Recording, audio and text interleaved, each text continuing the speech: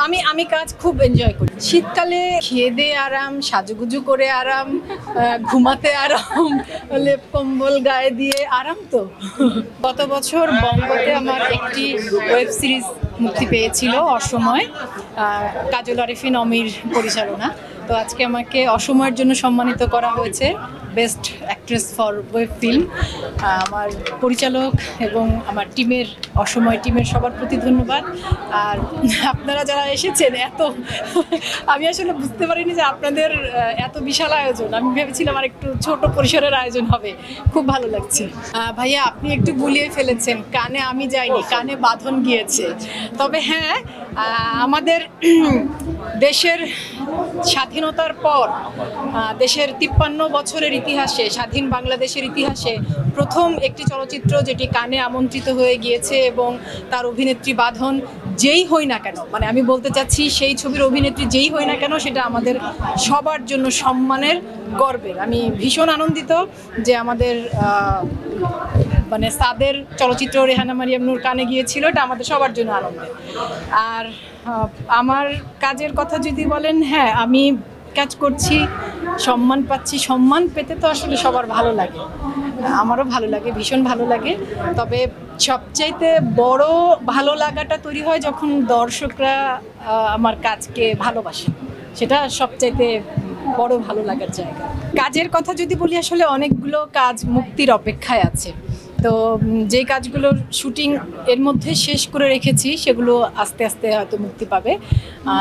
3-4টা চলচ্চিত্রের শুটিং শেষ করে রেখেছি, 2টো ওয়েব সিরিজের কাজ শেষ করে রেখেছি।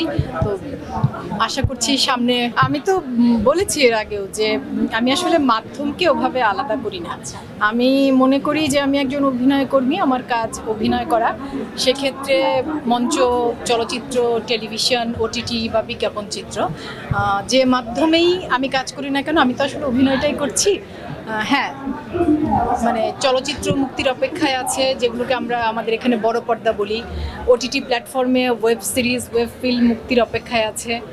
আর নাটক তো মানে টেলিভিশন নাটক আছে। হ্যাঁ, তো সব মাধ্যমেই কাজ চলছে আছে। না, শীত খুবই পছন্দের। কেন একটু যদি বলতেন? শীতকালে খেয়ে দিয়ে আরাম, সাজুগুজু করে আরাম, ঘুমাতে আরাম, লেপ কম্বল গায়ে দিয়ে আরাম তো। আমার গ্রামের বাড়ি কিন্তু খুব কাছে, মানে টাঙ্গাইলের মির্জাপুরে। তো মুশকিলের ব্যাপার যেটা হয়েছে, আমার গ্রামের বাড়িতে কেউ থাকে না। মানে আমার বাবা মা ভাই সবাই ঢাকায়, আমার এক চাচা ছিলেন, তিনি মারা গেছেন। কেউ নেই, বাড়ি খালি পড়ে আছে, যে কারণে যাওয়াটা একটু অত ঘন ঘন হয়ে ওঠে না। তবে হ্যাঁ, মানে শীতের সময় হয়তো সবাই মিলে যাওয়া হতে পারে। মিস করি না, আমি কিছু মিস করি না। মানে আমার কাছে কি, জীবনটা একটা জার্নি। এই জার্নিতে আমরা অনেক কিছু যুক্ত হবে, অনেক কিছু হারাবে, অনেক কিছু থেকে যাবে। আমি বিশ্বাস করি যা সুন্দর, যা ভালো, মানুষের জন্য মঙ্গল, সে সব কিছু সেই মানুষটার সাথে থেকে যায়। মানে যেমন আমার ছোটবেলার বন্ধুরা, আমার কলেজ বিশ্ববিদ্যালয়ের বন্ধুরা, আমার পরিবার, আমার জন্য যা যা ভালো সব আমার সাথে আছে।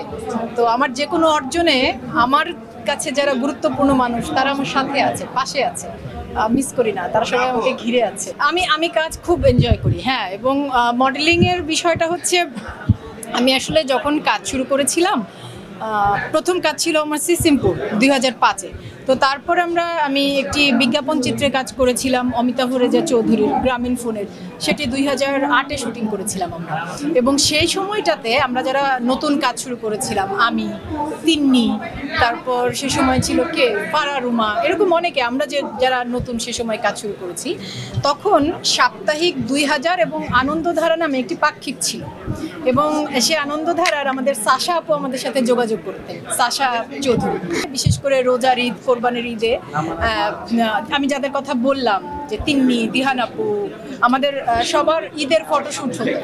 তো সেই সময়ের সাথে সাথে যেটা হয়েছে যে এখন আসলে আমাদের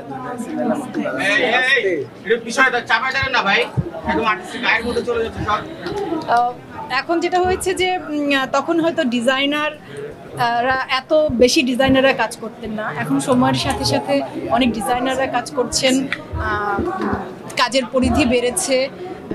আমি আমি খুব এনজয় করি। যেমন আমি সম্প্রতি যে ডিজাইনারদের হয়ে কাজ করেছি,